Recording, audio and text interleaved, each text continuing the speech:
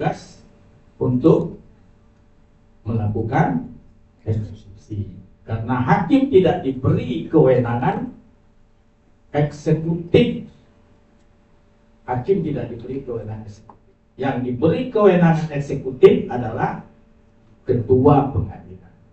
Jadi bapak ini sebenarnya orang istimewa, ibu ini ya, karena memiliki kedudukan sebagai hakim dan ketua. Sebagai hakim memiliki fungsi yudikatif, sebagai ketua memiliki fungsi eksekutif. Karena dia berfungsi sebagai eksekutif, maka di situ perlu kebijakan. Sebagai fungsinya sebagai yudikatif, tidak ada kebijakan. Tidak boleh ada seorang hakim ada kebijakan. Ingat itu, ini kebijakan saya sebagai hakim begini, tidak boleh. Tapi sebagai ketua yang memiliki fungsi eksekutif, dia bisa memiliki kebijakan. Nah, disinilah eksekusi itu ada seninya, kata Pak Saleh, ya, Muhammad Saleh Wakil. Ada seni, ada kebijakan, ada ketegasan, ada kesabaran. Ya. Ada empat hal itu yang harus dimiliki oleh seorang ketua pengadilan. Nah, menyelesaikan perkara pengadilan itu dapat dilakukan dengan dua cara. Ya. Satu, menerbitkan akte. Contohnya apa? Penyelesaian perkara dengan menerbitkan akte. Akte cerai. Akte cerai. Dan penerbitan akte itu adalah terhadap perkara yang berhubungan dengan status hukum, volunter, tidak berhubungan dengan sengketa. Jadi menerbitkan akte. Nah, tinggal nanti pengembangannya, apakah boleh saya menerbitkan akte harta bersama? Apa ini ya, itu nanti teori boleh-boleh aja. Misalnya contoh ya, misalnya ada putusan bapak yang sifatnya konstitutif, menetapkan rumah ini adalah harta bersama penggugat dan tergugat.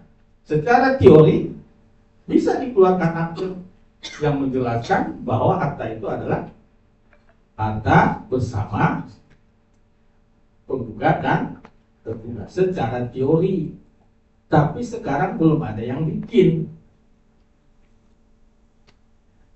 Sama dengan tadi menyatakan antara A dan B bercerai, keluar namanya akta cerai.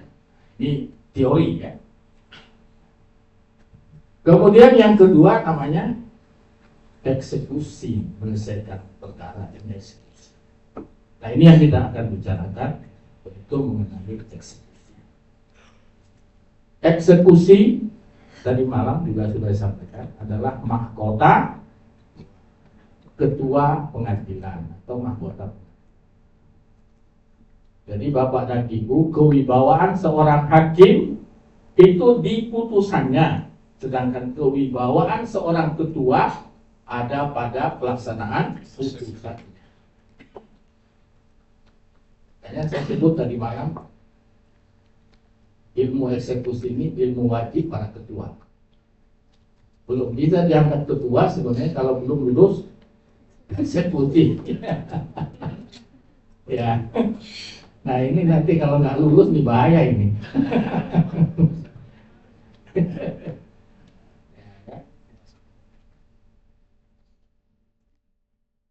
Nah, ini dia. Eksekusi dapat dilakukan pada produk pengadilan. Ini makna yang hakikatnya. Ya. Tadi kan sudah kita jelaskan, ada makna harfiah, ada makna istilah.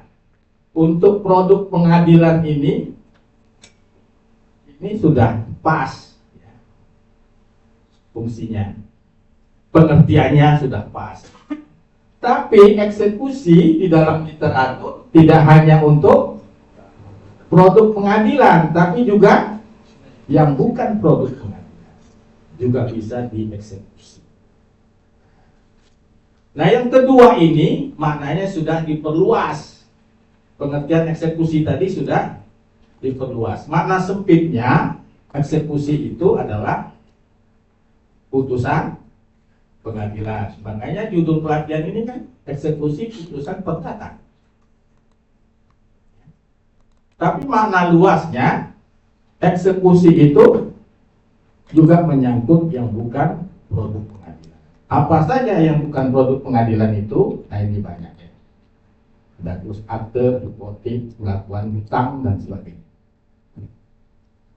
Sekarang saya mau tanya lah kepada Bapak dan Ibu. Siapa yang sudah pernah melihat dokumen cross akte? Ketua pengadilan. Sudah pernah lihat cross akte? Siapa yang sudah? Hah? Belum semua? Tadi sering diucap-ucap tapi nggak pernah kita cari, ya kan? Nah, inilah kerjaan kita ini. Kerjaan kita ikut BIMTEK ini inilah mencari hal-hal yang udah biasa kita dengar, tapi nggak pernah kita lihat. Silakan di googling itu nggak apa-apa. Gimana bentuk cross akte itu? Supaya kita tahu, oh ini rupanya cross akte. Apa isi dari cross akte ini? Dan sempat ketua pengadilan baru lihat cross akte.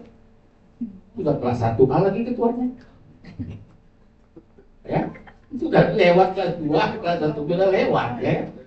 Tapi belum pernah lihat cross akte, padahal sering diucap-ucap tapi nggak pernah dicari-cari bagaimana bentuknya. Nah, inilah tugas kita ya. Coba kan, silakan cari lah itu ya. Terus ini hipotek pernah lihat nggak? Apa dokumen hipotek ini? Nah, hipotek ini banyak ya. Maksud saya tidak akan saya jelaskan, tapi ini tolong lihat. Ini tugas pengadilan, ini produk bukan produk pengadilan. Tapi setidak-tidaknya kita pernah lihat, oh ini cross akte, oh ini hipotek, ya. Kemudian ada lagi pengakuan utang. Tapi kalau ini saya yakin udah pernah lihat nih. HT itu apa? Udah pernah lihat cara saya? Sudah sering ya. Kalau JF ini jaminan, sudah pernah lihat. Jadi yang belum tolong dilihat, yang sudah lihat lagi nggak apa-apa.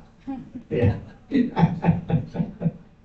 Jadi kita harus, jadi begini maksud saya.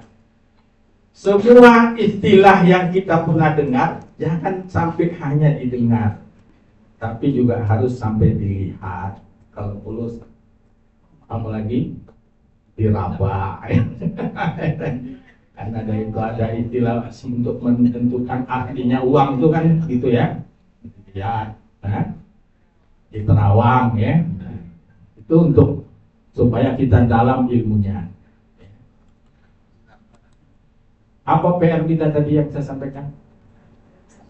Untuk melihat ini cross akte, hipotek, pengakuan utang ini yang jarang dilihat. Mungkin kenapa kita jarang melihatnya? Karena tidak ada yang mengajukan, kan gitu ya. Jadi bukan berarti kalau tidak ada yang mengajukan kita harus diam, tidak bisa juga. Tetap harus kita cari semua istilah-istilah yang pernah sering kita dengar, harus kita lihat. Nah, silakan Bapak Ibu kumpulkanlah itu nanti jenis-jenisnya. Nanti akan lihat beda-bedanya. Tapi yang jelas eksekusi bukan produk pengadilan ini sudah makna eksekusi secara luas. Nah, memperluas makna itu namanya penafsiran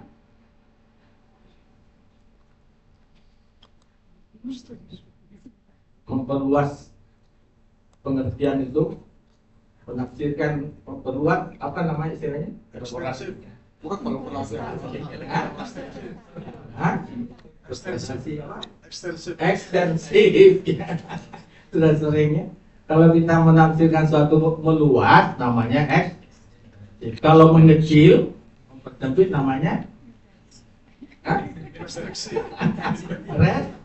restriktif ya. Nah ini harus diulang-ulang ini yang dihadapi ini narasumber semua di putih kelas ya kan. Oke, kita lanjut ya. Jadi ini satu. Nah sekarang ini saya mau tanya, ini sudah sering kita dengar dalam ilmu pengetahuan. Untuk mengetahui sesuatu itu pertama namanya jami. Jami itu artinya menghimpun sesuatu menjadi sebuah pengertian. Yang kedua namanya mani, ya, membedakan dengan yang lain. Nah sekarang ini apa bedanya dengan ini? Tadi kita sudah jelaskan eksekusi. Delegasi eksekusi. Siapa yang mau jelaskan? Gimana? Gimana? Bentar ya. Oke. Izin Pengen bantul. dari Betul ya. izin Akunnya berjalan. untuk delegasi eksekusi, setahu saya adalah permohonan bantuan eksekusi terhadap objek eksekusi yang berada di pengadilan lain. Contohnya yang kemarin misalnya ada putusan pengadilan agama Magelang kemarin, dari 12 objek itu 8 objek di Magelang, 3 objek itu di Sleman. Jadi untuk objek yang di Sleman itu kita mohonkan bantuan delegasi eksekusi ke PA Sleman. Seperti itu. Oke. Saya kira sama ya pemahamannya ya. Sekarang pertanyaannya, kalau delegasi eksekusi itu putusannya itu adalah putusan yang memberi atau yang menerima? Putusan yang menerima. Putusan yang memberi. Kalau pengadilan mengeksekusi putusannya sendiri, itu namanya apa? Pengadilan memutus putusannya sendiri namanya itulah yang eksekusi sesungguhnya.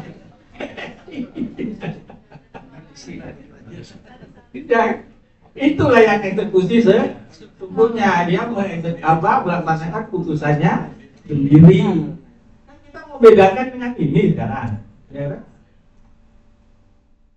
Kalau pihak ini apa?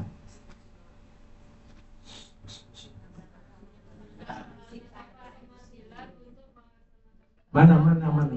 Coba tunjuk. Soalnya ini rekaman berjalan. Blora, ya. Blora. Kalau pihak apa? Pihak eksekusi penetapan pengadilan untuk melaksanakan putusan melalui sita eksekusi.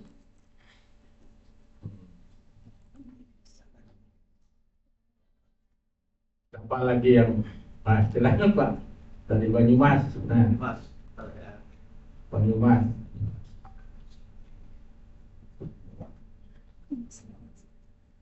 Baik, terima kasih. Pihak eksekusi adalah pelaksanaan putusan melalui bantuan pengadilan, khususnya eksekusi terhadap non-putusan.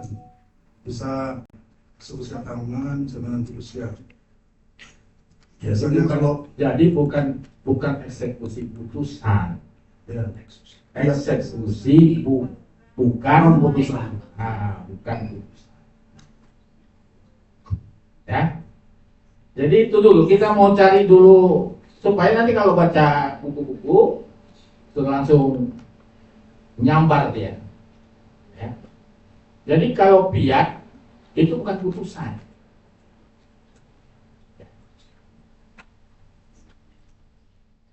Cuma misalnya terus akte tanggungan, kan bukan putusan ya.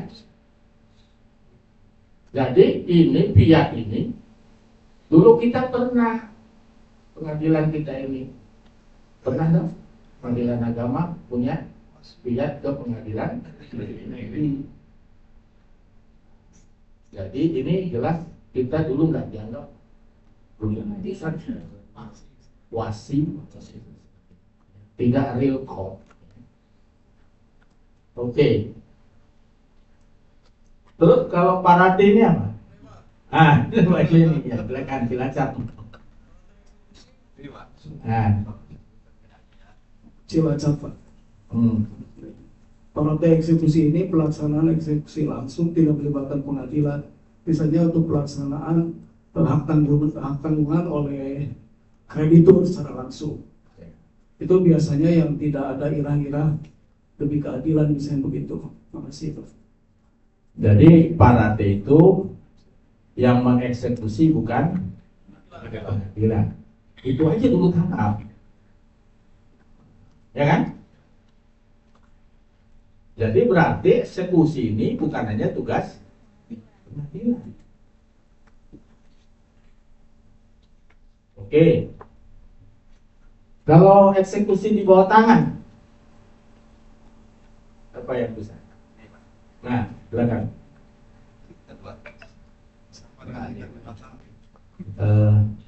Ya, eksekusi di bawah tangan Pak Komando. Komando. Ya. Eksekusi di bawah tangan itu biasanya eksekusi melalui pelelangan, tapi tidak melalui pelelangan umum, Pak.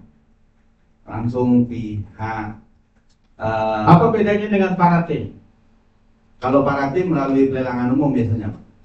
Melalui kantor lelang. Kantor lelang. Tapi kalau bawah tangan Tidak, Pak. tidak melalui Lelang. lelang. Jadi kesepakatan.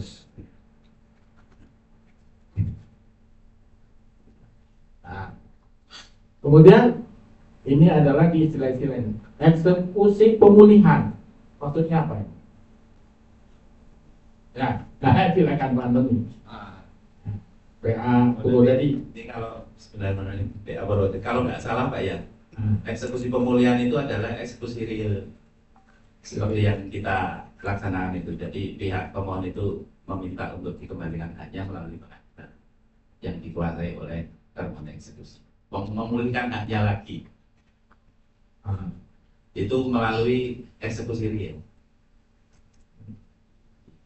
Ada lagi?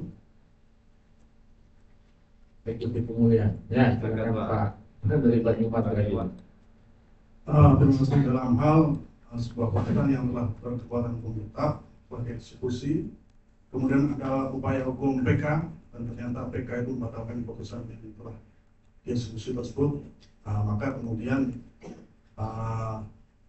pihak yang menang PK itu kan mengajukan gugatan pemulihan hak dan pelaksanaannya kan eksekusi pemulihan.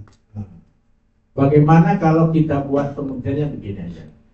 Eksekusi pemulihan adalah eksekusi terhadap sesuatu yang sudah dieksekusi. Bisa begitu? Hah? Lebih jelas enggak?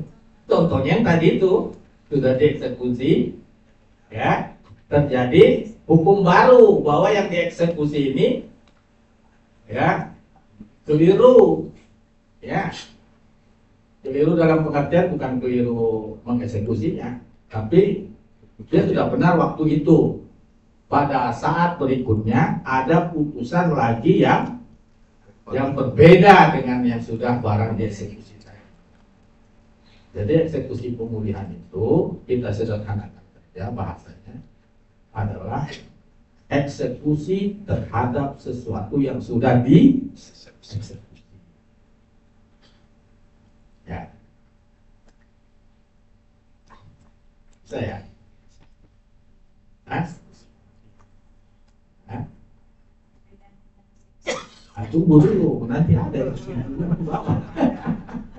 satu-satu dulu masukkan dulu, karena ini kata-kata kunci, ya kan? Nah, ini kata-kata kunci. Jadi kalau kita sudah bisa memahami kata-kata kunci ini, seolah ke belakang. Kata-kata kunci. Terus eksekusi gabungan, apa maksudnya? Nah, silakan dari dokumen. Sebentar kok pakai mic ya. Kami ini. Silakan.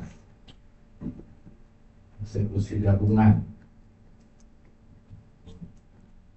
Maksud dari eksekusi gabungan itu, contohnya yang mulia, gabungan antara beberapa pihak untuk mengamankan pelaksanaan dari eksekusi itu. Contohnya TNI, Polri, terhadap pelaksanaan dari eksekusi tersebut. Gimana? Ada yang pendapat lain? Hah? Benar? Gimana? Hah? Siapa? Izin. Izin. Oh, silakan, Pemangku. Eksekusi gabungan itu ya gabungan eksekusi antara eksekusi real mungkin ada eksekusi dengan pembayaran sejumlah uang. Iya. Terima kasih. Jadi kalau istilahnya eksekusi gabungan itu jenis macam-macam eksekusi itu dilaksanakan dalam satu perkara. Jadi di sana tracingnya gabungan. Karena amar itu kadang-kadang begitu. Dalam amar putusan itu menuntut dua macam eksekusi. Bisa eksekusi real, bisa eksekusi pembayaran itu namanya eksekusi gabungan. Artinya bergabung antara dua jenis atau dua macam eksekusi. Kemudian eksekusi ulang. Silakan. Magelang. Yang dilakukan eksekusi ulang adalah eksekusi yang dilakukan pada eksekusi yang sebelumnya itu belum berhasil. Jadi karena gagal maka diulang lagi dengan ditunda. Apa lagi? Coba. Silakan Pak dari Pokok Ketok. Ya. Eksekusi ulang itu sudah sebagai disebutkan oleh ketua. Tapi pada eksekusi katakan yang pertama, barang milik tereksekusi belum memenuhi dari apa yang dihukum dan putusan sebagai eksekusi itu, sehingga ada nanti eksekusi berikutnya untuk memenuhi sejumlah uang kekurangan semacam itu yang saya pahami. Demikian. Ya. Ada lagi nggak? Silakan Pak dari Sleman.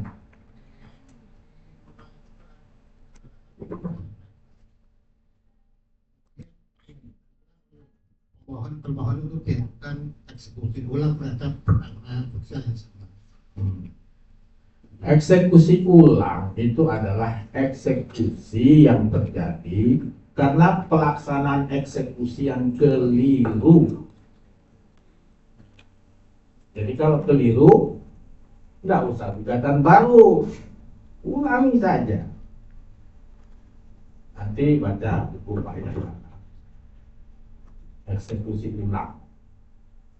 Eksekusi ulang itu adalah eksekusi yang dilakukan karena terjadi kekeliruan di dalam melakukan eksekusi. Dan keliru kan nggak boleh dibiarkan. Apa kaidah Arabnya itu? Ar-ruju' ilal haq khairu minat tamadi bil batil. Kembali kepada yang benar lebih baik daripada bertahan dalam kebatilan. Nah, itu kaidah. Nah, terakhir eksekusi lanjutan. Apa maksudnya? Nah, silakan nih, Sragen.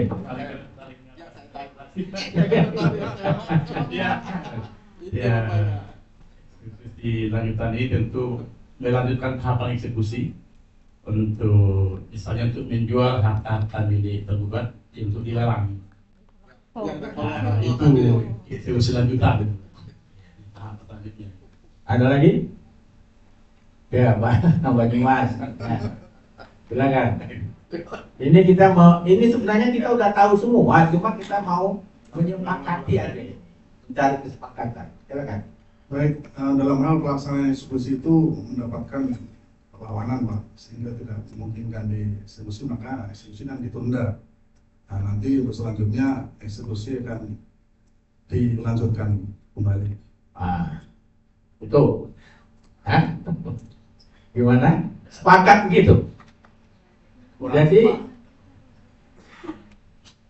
Jadi begini, eksekusi lanjutan itu karena di dalam amar itu banyak yang mau dieksekusi, yang baru dieksekusi sebagian. Jadi ada yang mau dilanjutkan. Itulah pengertian literaturnya. Jadi saya ulangi, eksekusi lanjutan adalah eksekusi yang melanjutkan pelaksanaan eksekusi yang telah dilakukan. Misalnya ini barangnya ada 7, eksekusi real 7. Yang baru eksekusi 3, ada berapa lagi? 4. 7 kurang 3? 4. Berarti yang 4 ini mau dieksekusi lagi, namanya eksekusi Lanjutan. Ya,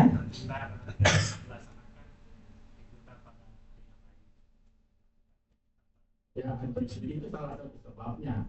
Kenapa sebabnya lanjutkan ya mungkin tertunda. Ini sebabnya ya kan? Apakah dengan objek yang sama atau objek yang berbeda, Pak? Apakah dengan objek yang sama atau berbeda? Ya, kalau pengertian literaturnya objek yang berbeda. Yang belum tereksekusi. Iya, itu kalau yang ditunda, itu kata Pak Ketua Sulaiman, itu kalau ditunda masih itu juga barangnya. Itu bukan lanjutan, itu belum selesai namanya. Menuntaskan namanya, ya kan? Ini pemahaman terhadap istilah-istilah eksekusi ini masuk dalam pengertian eksekusi masih. Silakan ada pertanyaan.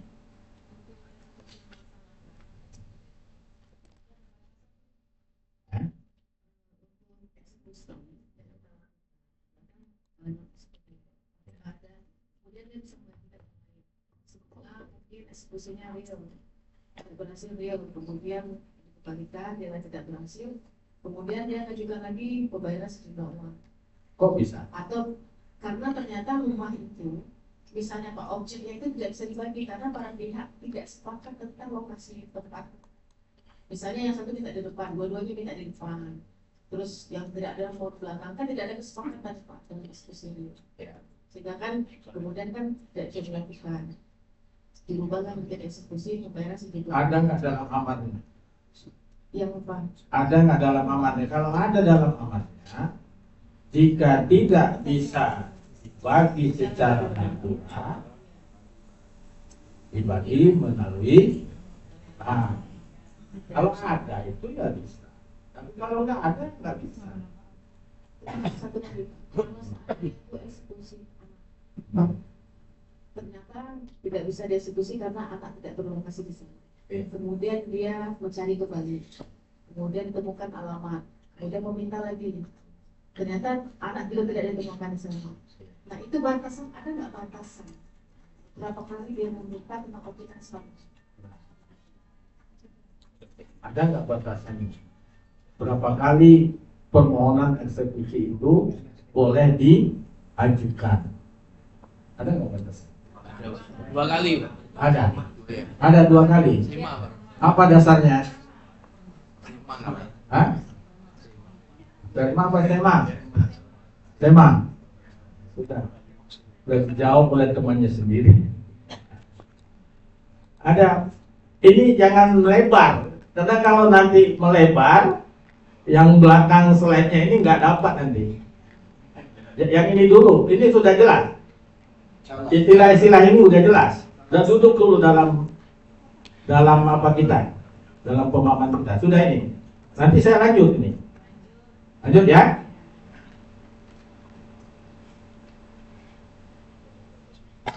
Bentuk eksekusi ditinjau dari aspek kewenangan. Ternyata tadi sudah kita bahas. Cuma sekarang kita ingin stressing kita ditinjau dari kewenangan.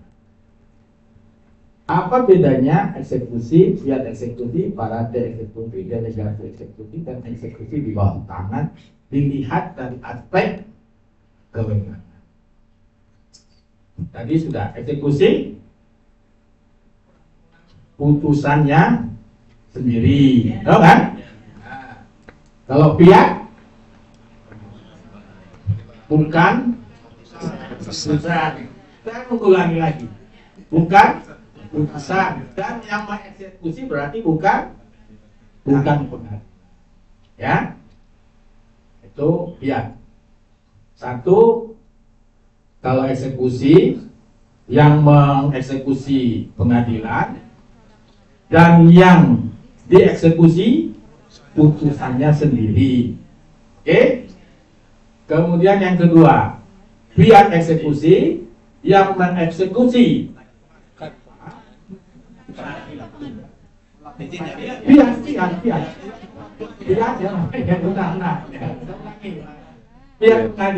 eksekusi yang mengeksekusi pengadilan yang dieksekusi bukan produk pengadilan. Jadi keliru ya. Oke.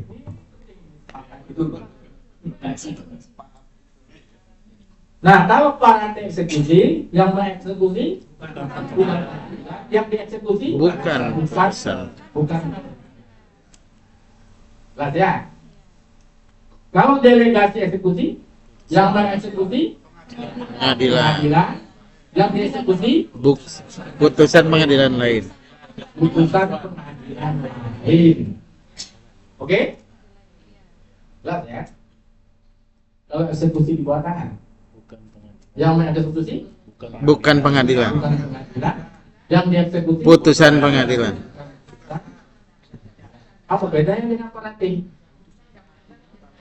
Yang dieksekusi Mana, Pak?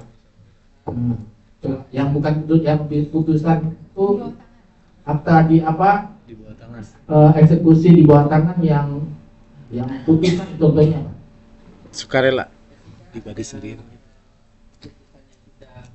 Tentang hukum tetap, kemudian dia menyelesaikan secara pribadi antara para pihak tanpa melalui berdasarkan kesepakatan mereka.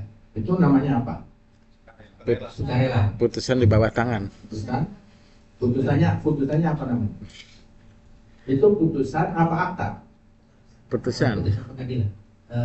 Akta. Kalau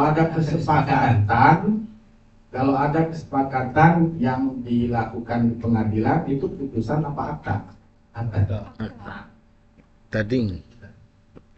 Jawab sendiri. Eksekusi di bawah tangan itu adalah yang mengeksekusi bukan pengadilan, yang dieksekusi bukan putusan pengadilan. Bedanya dengan parati apa? Parati melibatkan kantor lelang, sedangkan eksekusi di bawah tangan tidak melibatkan pengundi.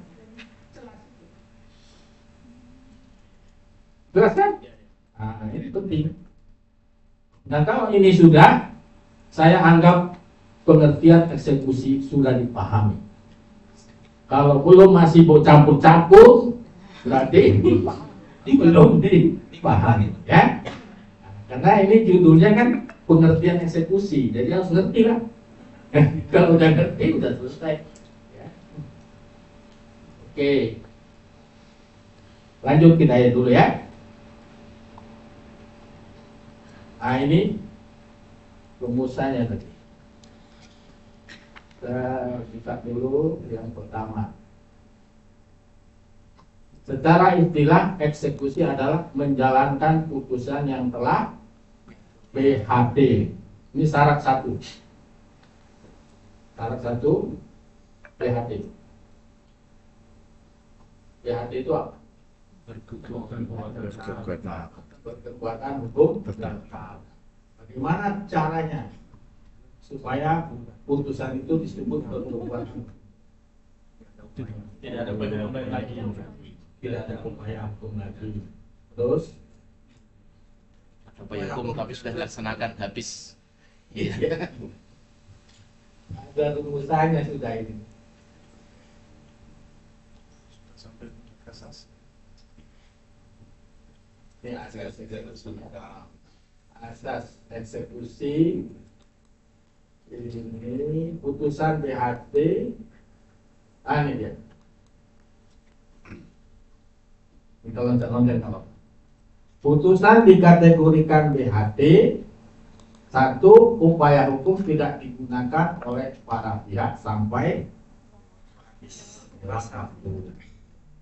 Upaya hukum ada, tapi waktu sudah habis. Yang kedua, upaya hukum biasa telah tertutup. Ini putusan apa itu? Kasasi. Putusan kasasi. Nggak ada lagi upaya hukum. Nah itu BHT. Sekarang saya mau tanya, kalau putusan kasasi BHT kapan? BHT-nya putusan kasasi. Dibacakan putusan. Sejak dibacakan. Terus mulai setelah diberitahukan. Itu. Jadi BHT-nya itu terjadi setelah diberitahukan, tapi tidak menunggu lagi 14 hari seperti putusan yang di bawahnya. Kalau yang tadi kan banding setelah diberitahukan terus menunggu lagi hari itu masuk yang pertama. Tapi yang kedua cukup beritahukan tapi tidak menunggu lagi. Sepanjang tidak diberitahukan, putusan kasasi itu tidak BHT. Makanya ini penting BHT ini pengetahuannya. Tadi BHT. Sekarang pertanyaannya begini, ini ada namanya dalam gugatan itu kumulasi subjektif. Apa itu kumulasi subjektif? Gabungan. Kumulasi subjektif itu adalah kita baca. Kalau kumulasi subjektif, izin. Ya. Kumulasi subjektif itu ya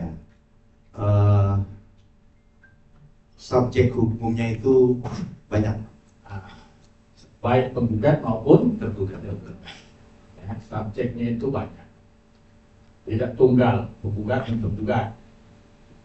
Jadi penggugat 1, penggugat 2, penggugat 3, atau tergugat 1, tergugat 2, tergugat 3.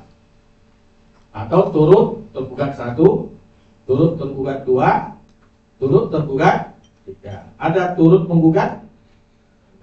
Tidak ada. Turut menggugat? Penggugat tidak ada. Tidak ada kan turut menggugat. Nah, sekarang pertanyaannya, terhadap kumulasi subjektif, tergugat 2 mengajukan banding, tergugat 1 dan 3 tidak mengajukan banding. Apakah putusan itu bisa disebut PHT terhadap tergugat 1 dan tergugat 3? Tidak. Hah? Yang bilang tidak.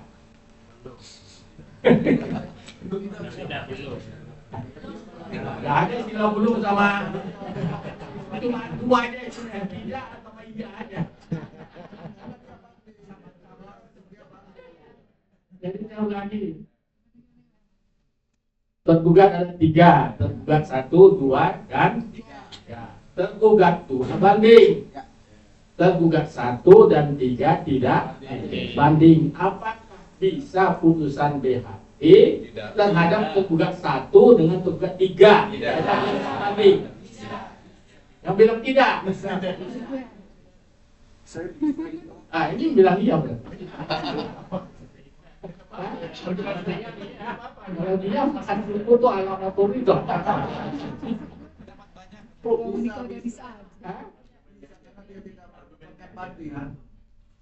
Tergantung kan, tergantung.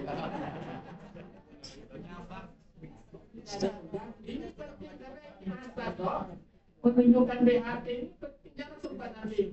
Ketua A bilang BHT, ketua B bilang nggak BHT, bertekan kan? Ketua antar ketua. Bukan, untuk yang terpenting BHT Pak, karena haknya sudah hilang. Untuk yang terpenting tidak banding, upaya hukum sudah BHT karena haknya sudah hilang. Sementara yang masih penting itu masih berjalan. Berarti bisa dieksekusi.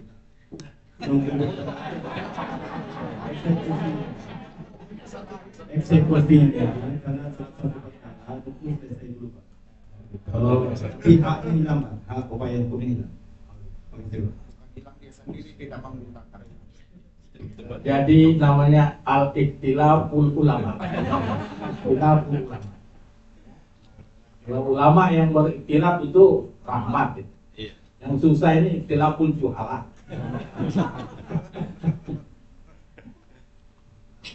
Ya jelas tidak PHT karena perkara itu semuanya satu kesatuan.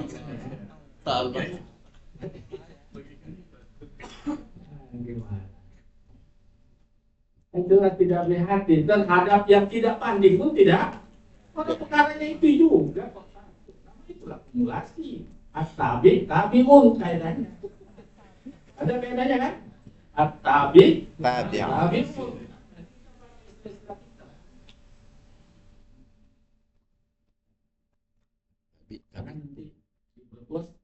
Bisa. BHT. Enggak. Belum. Karena pengacara kok bisa di sana bawa sini kok nggak bisa. Ini harus kita sepakati ya kan? Oke. Kembali lagi ke BHT.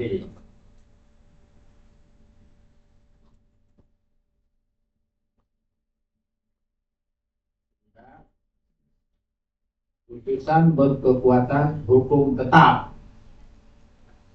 Ya. Ini dong, putusan yang bisa dieksekusi kan?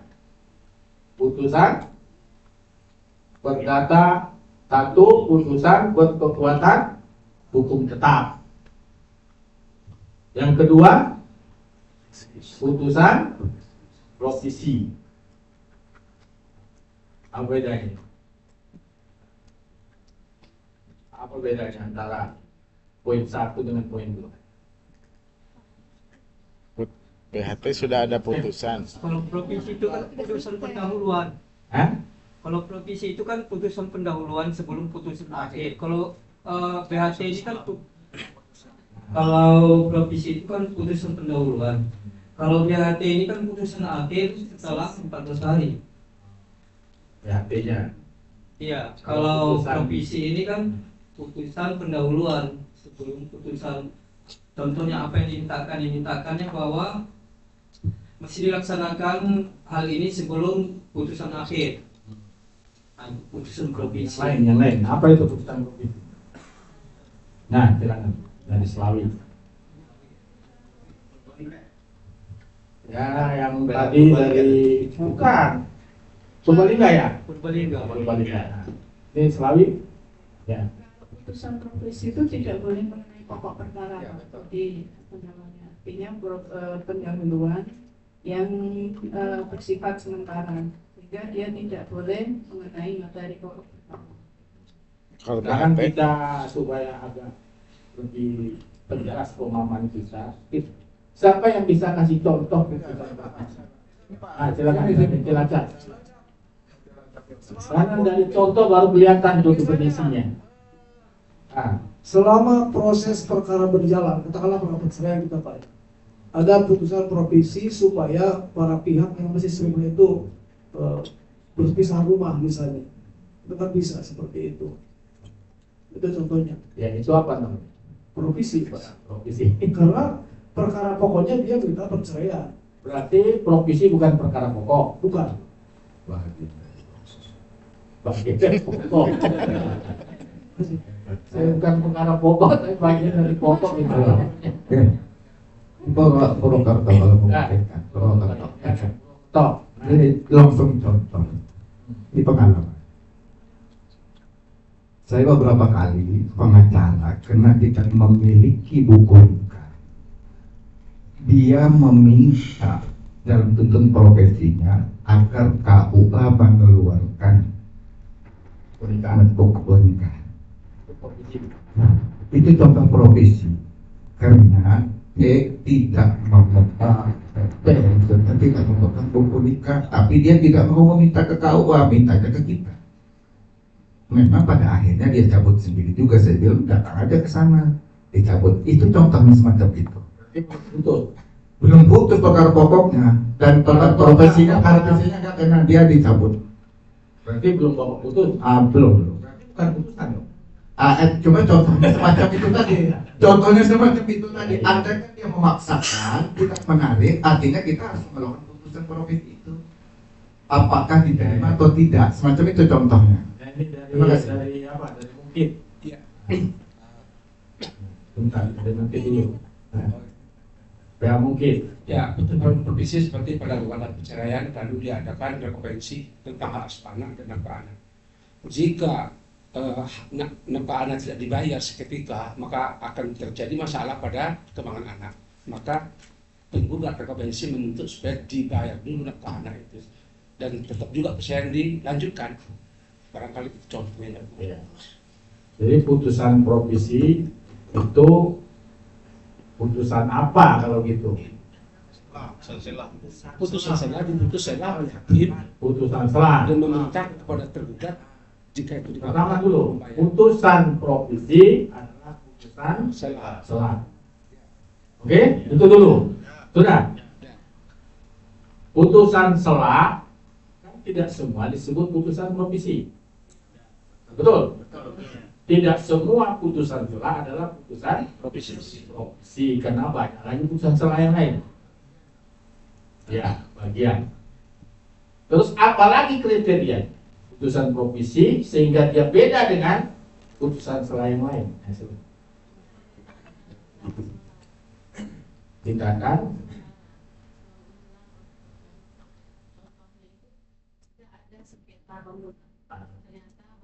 dalam proses sedang dibangun masih sengketa antara pemilikan, kemudian salah satu pihak tergugat itu atau pemerintah akan menghentikan pembangunan itu sementara sampai perkara ini selesai.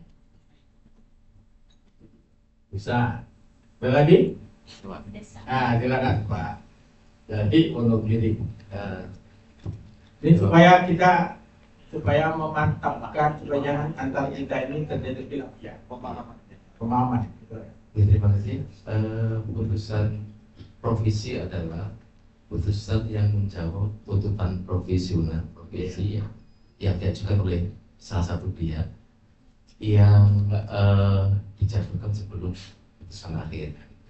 Contohnya yang hampir sama teman-teman yang kalau di berkata agama mungkin berminta untuk pisah tempat sebelum ada perceraian atau nanti pembangunan dihentikan sebentar. Tapi intinya itu sebenarnya karena ada tuntutan profesional dulu. Oke. Kriteria kedua, tadi yang pertama apa ya? Kriteria yang kedua apa tadi? Adanya permohonan provisi. Nah sekarang materinya, materi yang boleh provisi itu.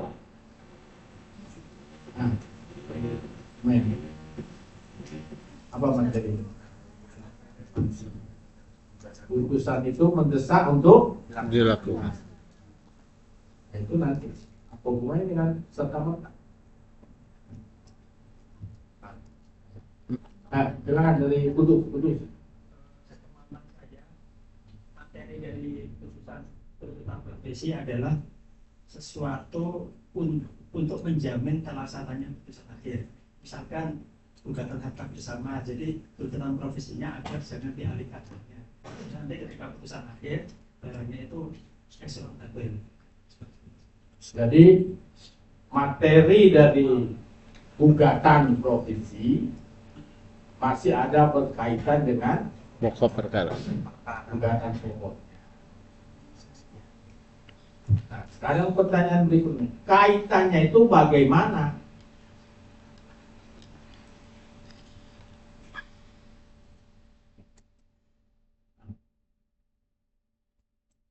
Kaitan itu kan banyak. Kaitannya bagaimana?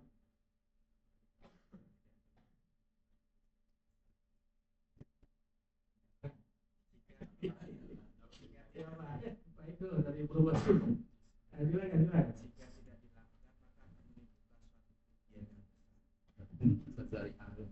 Jadi begini, itu gugatan provisi yang bisa dikabulkan itu adalah gugatan yang sifatnya sesungguhnya memang sudah begitulah hukumnya.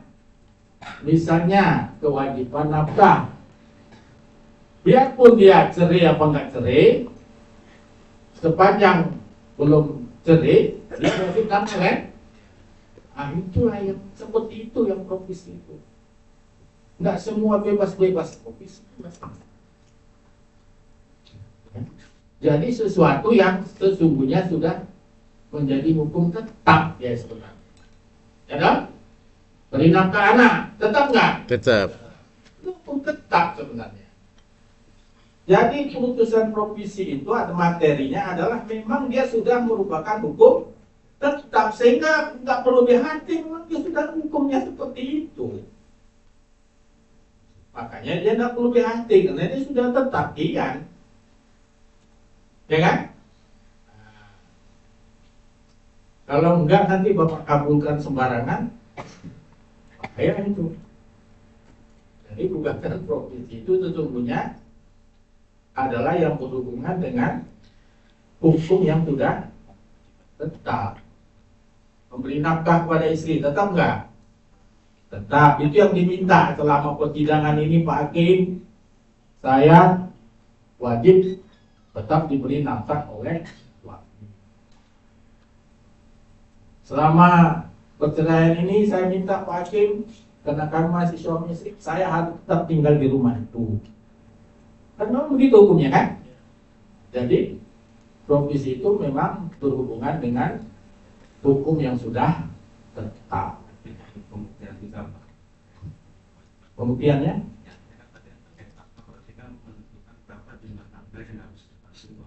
Yaitu soal jumlahnya ya. Soal jumlah itu tergantung hakimnya lah. Ya.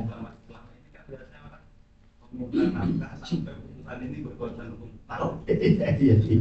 Ini waktunya memang asik rumahnya ya. Ini waktunya sudah diingatkan.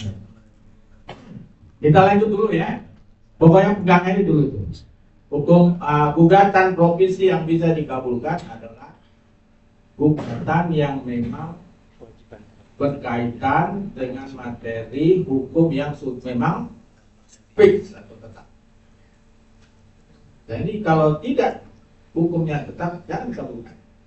Nanti bersama dengan pokok perkara. Putusan serta-merta, putusan lingkungan hidup kita tidak masuk. Oke, kita masuk dulu asas-asasnya ya. Ini waktunya singkat ini. Pusdiklat harusnya nambah jam.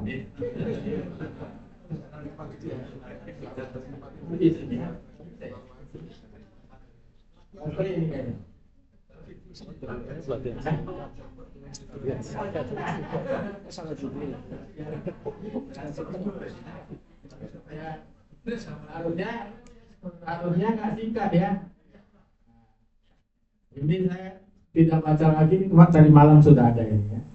Ini sudah tadi kita bahas.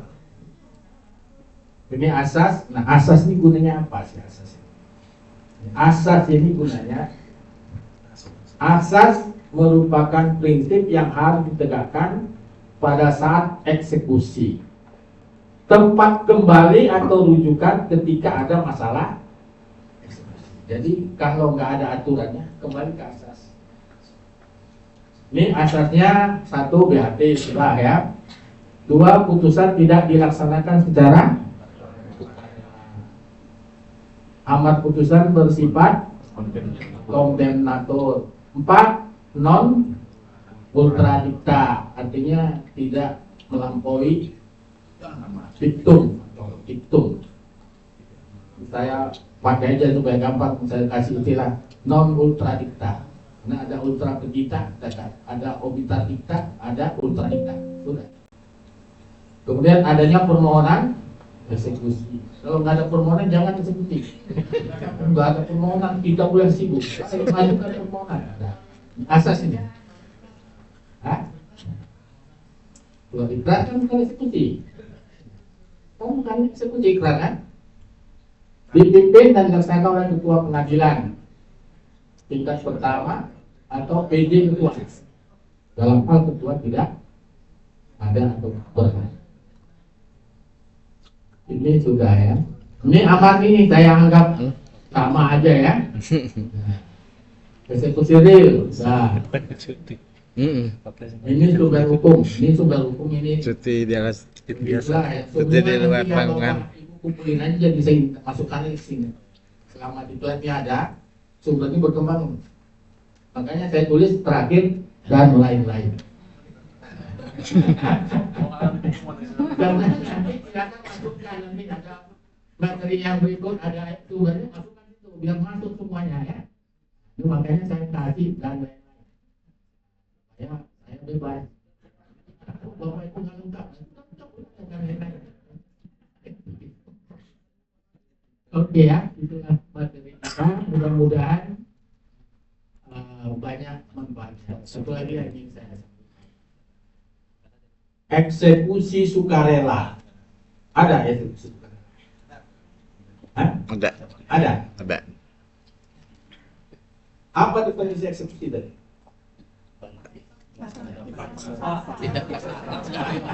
Oh, ada eksekusi sukarela. Nah, itu namanya Eksekusi. error interpretasi, itu kesalahan menggunakan Istilah. Sama aja dengan masak nasi. Kita ada masak nasi. Masak nasi jadi Bubur. Bubur masak berat. Tapi karena itu sudah biasa, dianggap biasa, udahlah begitu lah. Eksekusi Sukarela. prinsip tidak ada. Karena sukarela adalah asas, tidak dilaksanakan secara Sukarela. ya kan? Kalau sudah mereka melaksanakan secara sukarela, maka berhentilah proses itu. Jelas? Misalnya ini sudah sibuk-sibuk gini lelang, atau sudah sepakat mereka, berhenti nggak eksekusinya? Itulah gunanya asas tadi. Ada sukarela. Jadi sukarela itu menghentikan proses Eksekusi. ya. Tuh. Sekarang pertanyaan terakhir. Siapa yang mengajukan eksekusi? Pemohon eksekusi jelas.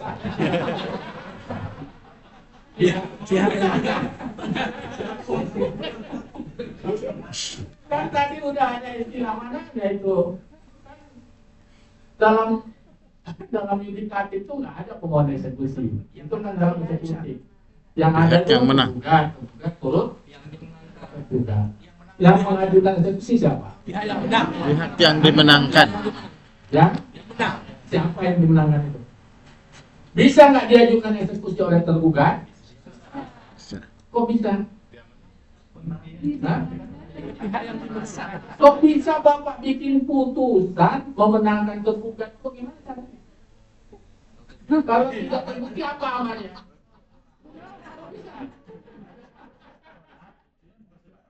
Jadi yang mengajukan eksekusi itu pasti tidak ada. Karena tak mungkin ada amal yang memenangkan tergugat. Kalau mau dia menang, dia harus berkedudukan sebagai penggugat. Ya. Silakan.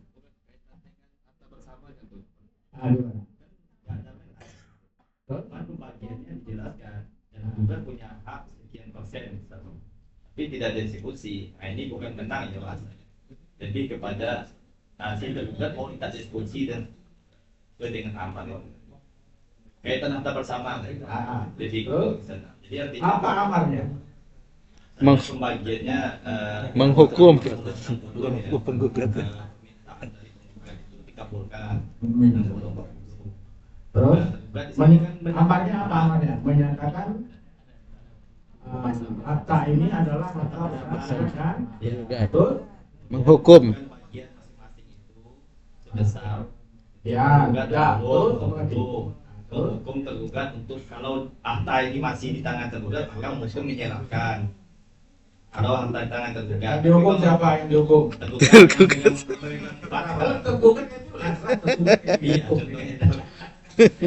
Nah, jika yang harta ini tidak di tangan penggugat tergugat semua, Pak. Objek itu kan tidak semuanya ada di tangan lawan. Si penggugat juga menyatakan bahwa objek itu ada di tangan dia juga. Nah, di sini maksud saya tadi, Pak. Jadi posisinya itu pasti ada namanya gugatan rekonvensi. Maka kalau gugatan rekonvensi, tergugat tadi menjadi Penggugat rekonvensi. jelas. Ini harus buruk. Gitu ya, terima kasih ya. Kasih, mohon maaf. Wassalamualaikum warahmatullahi wabarakatuh. Terus beriak untuk terima kasih Bapak ya, waktu sudah terasa begitu ya diskusi ya. Dan apa baik atau tidak yang jelas harus kita jalankan karena tentunya eksekusi itu banyak macam tidak dalam sehingga penerapannya kita melakukan eksekusi satu penanggung jawab dan kemudian eksekusi itu tidak selalu melakukan. Satu, yang kedua tentang asas diperhatikan memang ketika eksekusi bisa diperhatikan kita perhatikan asas BKT-nya, perhatikan pembangunan dalam amal itu ada pendengar dan itu yang kita dan mudah-mudahan ini sebagai pemanasan Pak, karena memang nanti makin dalam materi eksekusi terkait dengan eksekusi itu baik eksekusi real, pemberian sebelah uang dan seterusnya, dan nanti insya Allah materi yang disampaikan kepada kita. Dan tentunya kami atas nama masyarakat ucapkan terima kasih kepada Bapak KPPA yang telah berbagi ilmu